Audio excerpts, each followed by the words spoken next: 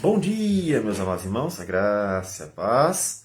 Vamos aos nossos minutos devocionais, continuando com a carta do apóstolo Paulo aos Filipenses, capítulo 3, versículos de 2 a 11.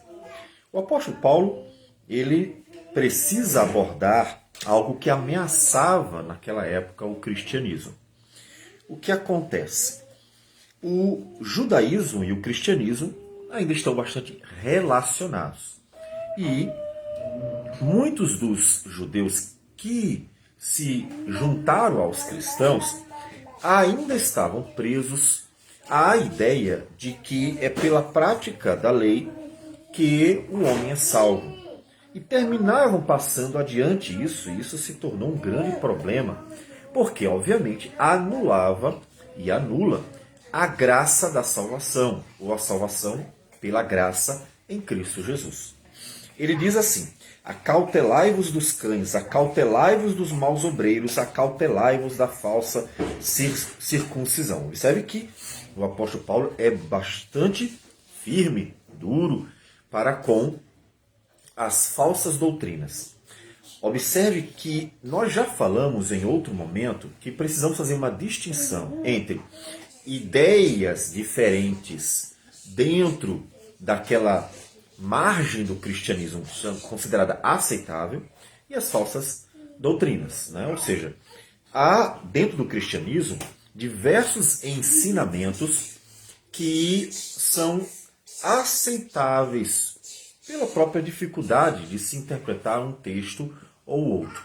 Todavia, há ensinamentos que não são aceitáveis porque eles ferem, de fato, a sã doutrina, ferem, inclusive, a essência do cristianismo.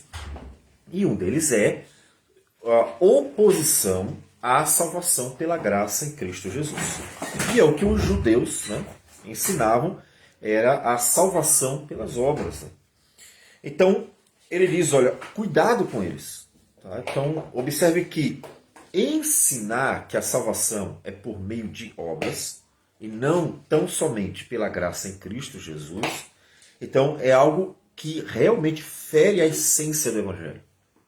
É claro que você precisa perguntar, nesse momento, por que então nós temos em Tiago uma aparente, né, oposição a isso, ou um ensinamento diferente disso. É aparente porque, de fato, Tiago não está ensinando a salvação por obras. Mas ele diz assim: meus irmãos, qual é o proveito se alguém disser que tem fé, mas não tiver obras? Pode acaso semelhante fé salvá-lo? E aí ele vai explicar como todos aqueles que tinham fé demonstraram a partir de atitudes. E ele diz então no versículo 22, vês como a fé operava juntamente com as obras. Com efeito, foi pelas obras que a fé se consumou. Então, o que é que Tiago, nesse caso, está querendo dizer? É que não adianta dizer que crê, mas não demonstrar que crê de verdade. Porque falar que crê da boca para fora não resolve. Como, inclusive, ele mesmo vai dizer que isso tanto é um problema que crês tu que Deus é um só, fazes bem, até os demônios creem e tremem. Então, só dizer que crê não resolve. Então, a questão de Tiago é pessoas dizendo que a salvação era pela fé, tão somente, mas a fé era nada mais do que uma palavra lançada ao vento. Porque na prática não demonstravam crer de fato. Não demonstravam que a fé era legítima, genuína. Então o problema está relacionado não a ser salvo por obras, mas a ter uma fé prática, uma fé legítima, uma fé real, uma fé concreta, uma fé que dá para ser mensurada, para ver que o cara crê realmente pela vida dele. Ele realmente acredita naquilo que diz. Então essa é a questão de Tiago. Aqui, em Paulo, em suas cartas em geral, quando ele combate a salvação pelas obras, ele está se referindo à confiança de que ser circuncidado, tentar praticar os mandamentos e está relacionado ao judaísmo por causa da circuncisão ou ter nascido judeu, eram razões para o homem, ou o cristão nesse caso, essa relação entre judaísmo e cristianismo, confiar na salvação por causa dessas coisas. Por que fulano é salvo? Ele é descendente de Abraão, então com certeza ele está salvo. Por que fulano é salvo? Ele é circuncidado, então ele tem um sinal da aliança que Moisés ordenou, então com certeza ele está salvo. Por que fulano é salvo? Veja que ele está procurando cumprir todos os mandamentos, então com certeza ele é salvo. Então essa visão da salvação por obras é contrária à salvação pela graça. Porque nem a circuncisão pode garantir a salvação de ninguém. Quantas pessoas desde o Antigo Testamento eram circuncidadas e não foram salvas? Quantas pessoas tentam praticar os mandamentos, mas não são salvas porque não confiam no poder e graça de Cristo para salvar o pecador? Quantas pessoas descendentes de Abraão, ou seja, judeus legítimos, não foram salvos porque não creram em Cristo, o Messias prometido, enviado para salvar o homem? Então, a questão do apóstolo Paulo é a oposição à salvação pela graça em Cristo Jesus. Por isso ele precisa ser bem duro, porque negar a graça em Cristo Jesus é negar a salvação, completamente. Eles confiavam na circuncisão. O apóstolo Paulo diz, porque nós é que somos a circuncisão. Nós que adoramos a Deus no Espírito e nos gloriamos em Cristo Jesus e não confiamos na carne. Viu? A confiança na carne. Olha, nós é que somos a verdadeira circuncisão, porque a circuncisão, Deus disse que tinha que ser do coração. Ou seja, alguém que realmente está unido ao Senhor, que realmente anda em aliança com o Senhor. Aquele que verdadeiramente ama, até porque o grande primeiro mandamento da lei é qual? Amarás o seu teu Deus de todo o seu coração, de toda a sua alma, de toda a sua força. Então, ter real relacionamento, amar de fato, esses são da circuncisão. A circuncisão do coração. Ou seja, pensando aqui no profeta Ezequiel, quando ele diz que Deus iria tirar o coração de pedra e colocar um coração de carne, um coração que realmente foi regenerado, que realmente nasceu de novo. Então nós é que somos a verdadeira circuncisão, é conosco que Deus tem uma aliança, por meio de Cristo Jesus. Porque nós adoramos a Deus no Espírito, portanto, Deus operou pelo Espírito Santo em nós, e nos gloriamos em Cristo Jesus. A nossa glória é Cristo, porque estaríamos perdidos sem Ele. Ou seja, por que temos a certeza da salvação? Porque Cristo Jesus nasceu, viveu sem pecado, sofreu em nosso lugar, morreu a nossa condenação e ressuscitou para nos dar vida. Portanto, Ele é a nossa glória. O homem, não tendo justiça nenhuma, se sentindo e de fato sendo miserável pecador, ele tem em que se gloriar. Em que ele se gloria? No Senhor Jesus. A minha glória é Cristo. Eu sou só um pecador. A minha glória é Cristo. Eu sou apenas um pecador. Então essa é a glória do cristão. Cristo Jesus. Porque não confiamos na carne. Porque sabemos que ela está toda marcada pelo pecado. Toda ela contaminada pelo pecado. Mas observe que o apóstolo Paulo precisa mostrar isso com a própria vida dele mais a fundo. Ele é testemunha de que a salvação tão somente pela graça e que o apóstolo mesmo, ele tem isso como experiência própria. Ele diz, bem que eu poderia confiar também na carne. Se qualquer outro pensa que pode confiar na carne, eu ainda mais. Ou seja, ele é judeu. Circuncidado ao 8º dia, da linhagem de Israel, da tribo de Benjamim, hebreu de hebreus, quanto à lei fariseu, quanto ao zelo perseguidor da igreja, quanto à justiça que há na lei, irrepreensível. Vocês acham que, por ser judeu, ele tem de que se gloriar. Ah, o cara é um judeu de primeiro.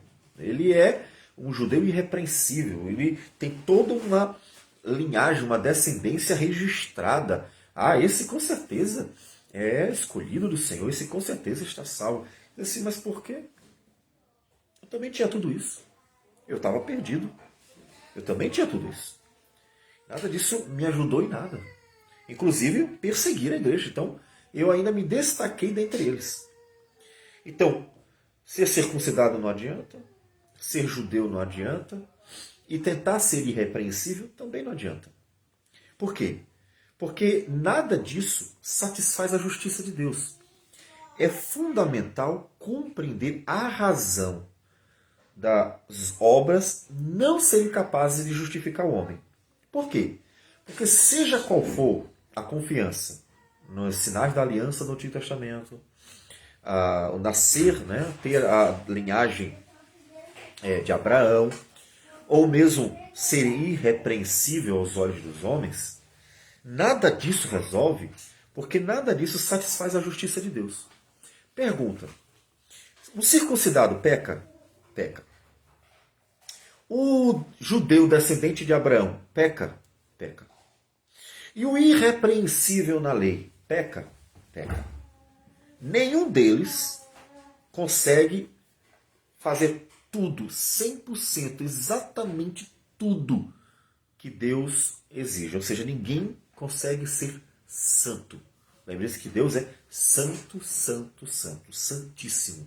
Deus é extremamente santo.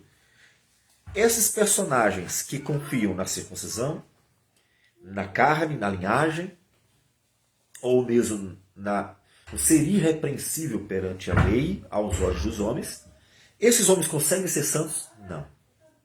Então temos um problema. Que uma vez que ninguém consegue ser santo como Deus é santo, ninguém consegue ser justo como Deus é justo, ninguém satisfaz a justiça de Deus, ninguém satisfaz o padrão divino. E uma vez que ninguém está no padrão divino, ninguém pode estar na presença de Deus. Então, a razão de o homem não poder confiar nas obras da lei, não poder confiar na carne, é porque por mais que ele se esforce, por mais que ele tente, ele jamais conseguirá alcançar o padrão divino. Olha, você pode até ser muito bom aos olhos dos homens. Você pode até ser muito bom perante a sociedade. Você pode até conseguir níveis elevados diante dos demais pecadores. Mas quando você se depara diante de Deus, que é puro, puro, puro, puro, puro, você é uma mancha. Você é um pecador. Porque você peca por pensamentos sujos, por sentimentos sujos, por palavras sujas e por ações sujas. Inclusive por omissões. Porque muitas vezes você deveria ter feito bem e não fez. Pecou também. Então, uma vez que você não consegue satisfazer a justiça, a santidade divina, então você não tem como se gloriar em si mesmo, na sua carne. Seja qual for a razão, a circuncisão, o ser descendente de Abraão, o ser irrepreensível aos olhos dos homens, não consegue. Então essa é a razão porque ninguém mesmo pode se gloriar na carne, ou ninguém pode ser justificado pelas obras. Porque melhor que seja o homem, ele nunca conseguirá o padrão divino. Ele nunca satisfará a justiça divina. E uma vez que haja pecado, então o homem já se torna condenável, porque Deus é santíssimo. Então o apóstolo Paulo diz assim: eu também teria de que me gloriar. Eu também tenho todos os motivos para me envaidecer perante os judeus, porque eu cumpro todos os critérios judaicos. Mas nenhum deles satisfaz a Deus. Nenhum deles satisfaz a justiça divina. Nenhum deles satisfaz a santidade divina. Somente um. E essa é que é a grande questão. Porque só Jesus pode nos salvar. Porque só Jesus nasceu sem pecado. Nós nascemos pecadores.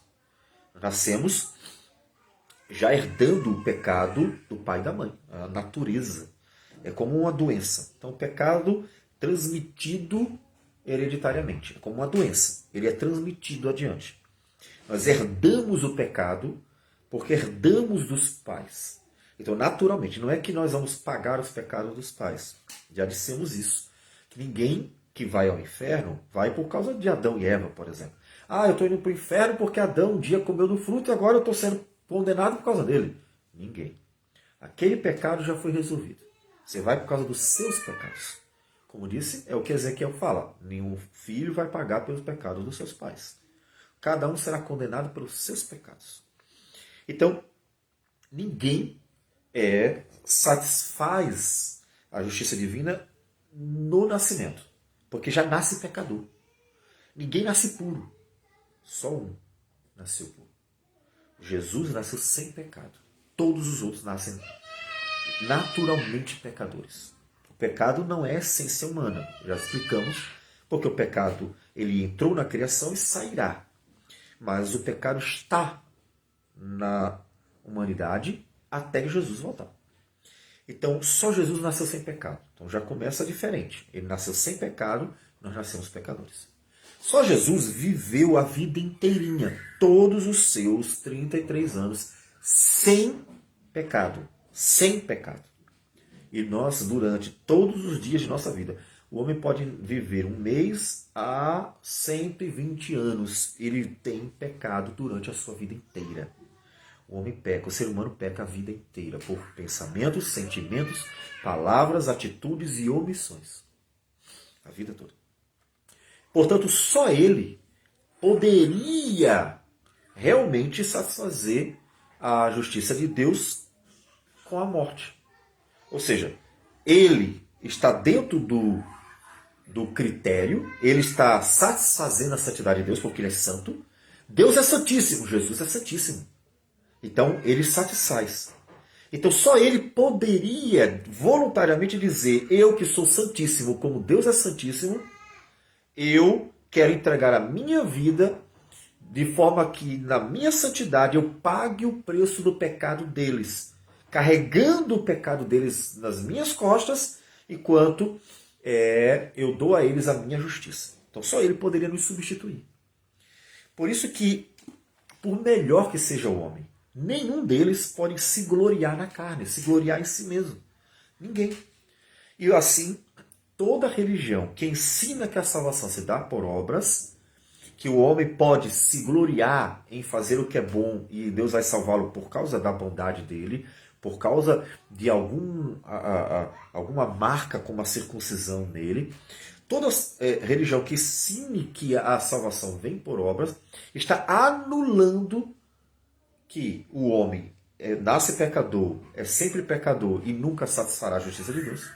Está anulando que só Jesus nasceu puro e continuou santo toda a sua vida, e portanto é o único que poderia, de fato, nos substituir, o único que satisfez a justiça de Deus, anulando, portanto, que a salvação só pode ser pela graça, porque ninguém consegue satisfazer a justiça divina.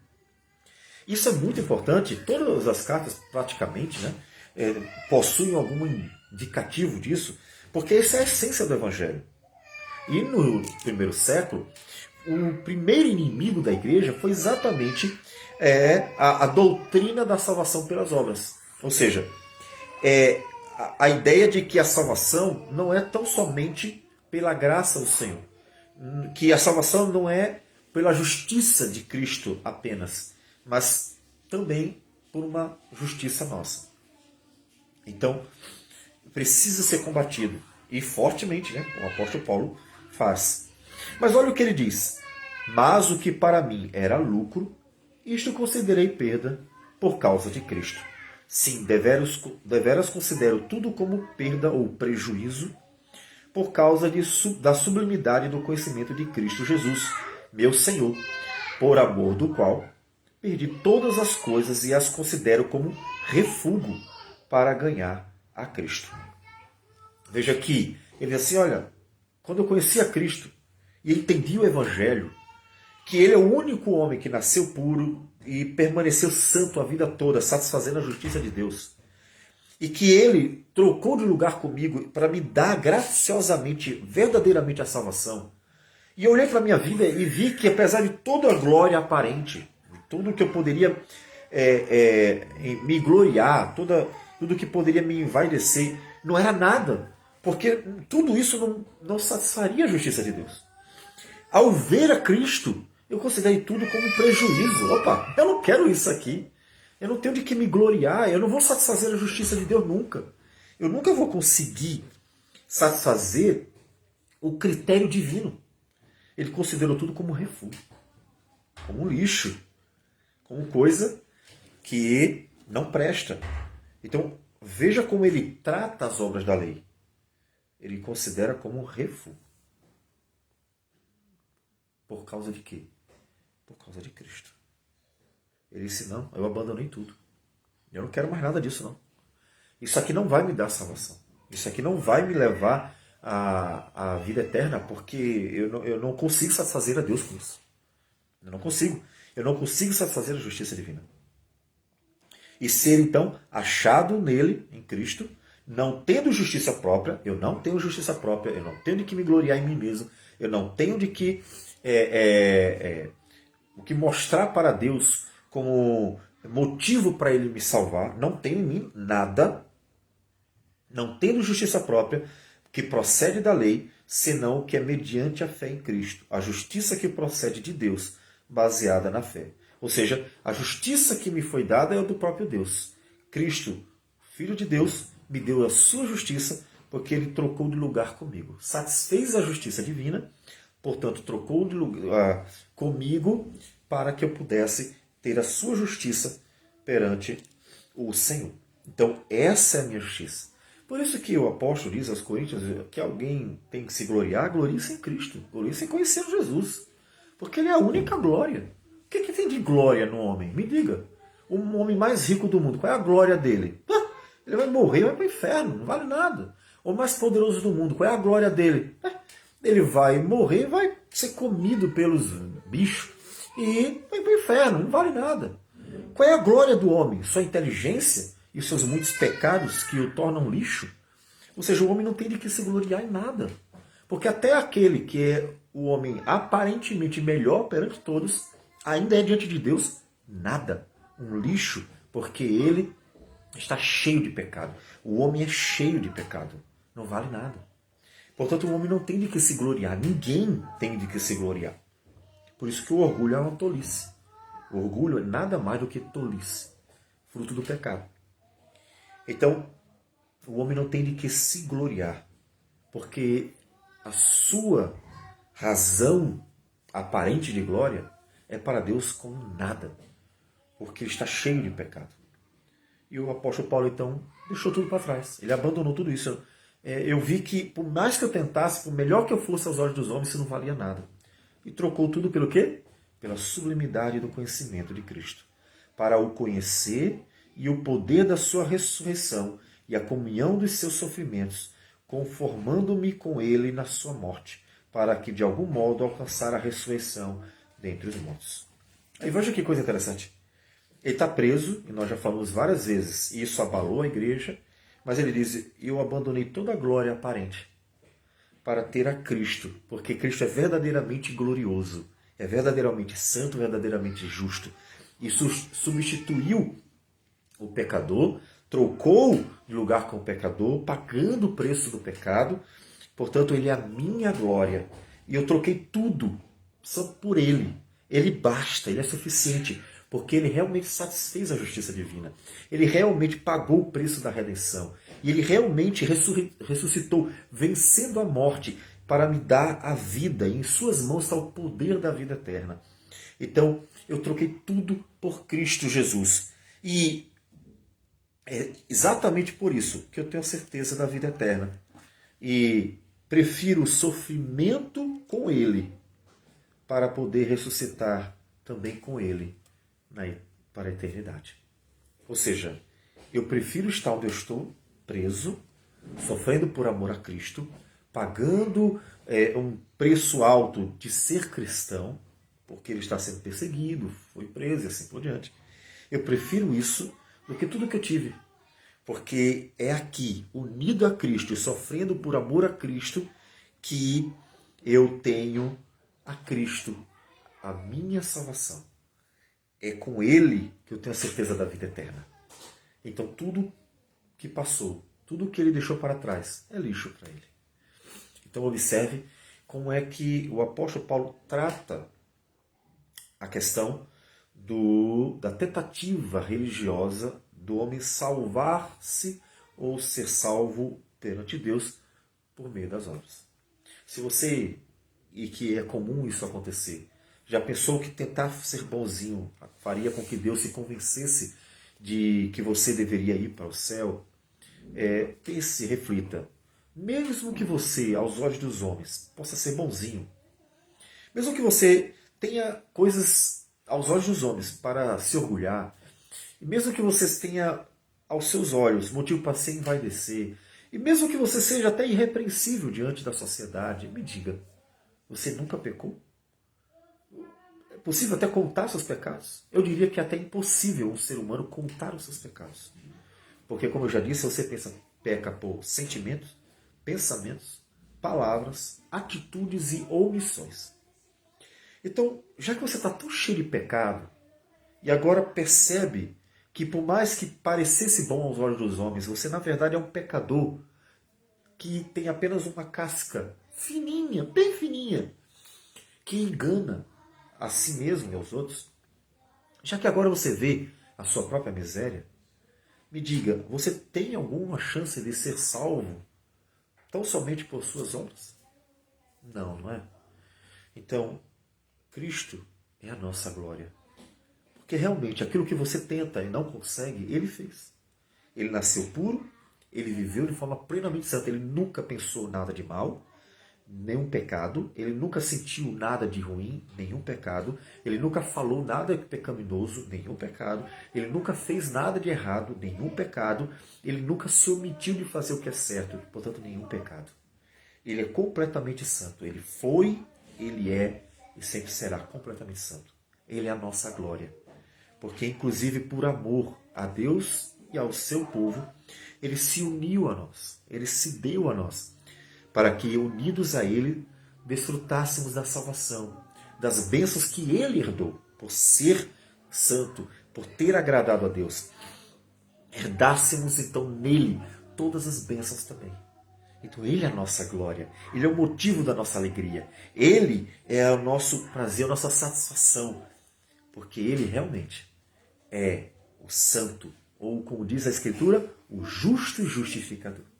Ele realmente é. Então deixe tudo para trás. Você nunca vai conseguir satisfazer a justiça divina sozinho. Então entregue a sua vida a Jesus. Confie nele, creia nele, entregue completamente tudo a Ele, se una a Ele pela fé e ande com Ele. Porque se há algo em que nos gloriarmos, Ele é a única razão legítima, verdadeira disso. Nos gloriamos em Cristo Jesus. Vamos orar. Senhor Deus amado, bendito o Teu nome. Te damos graças por tudo, te louvamos por Cristo Jesus. Ele é a nossa glória, nossa única glória. Que o Senhor seja louvado, bendito por isso. E que o Senhor nos dê a graça de estarmos andando intimamente com Cristo todos os dias. Em nome dele que nós oramos. Amém. Deus abençoe a todos. Tenham um bom dia.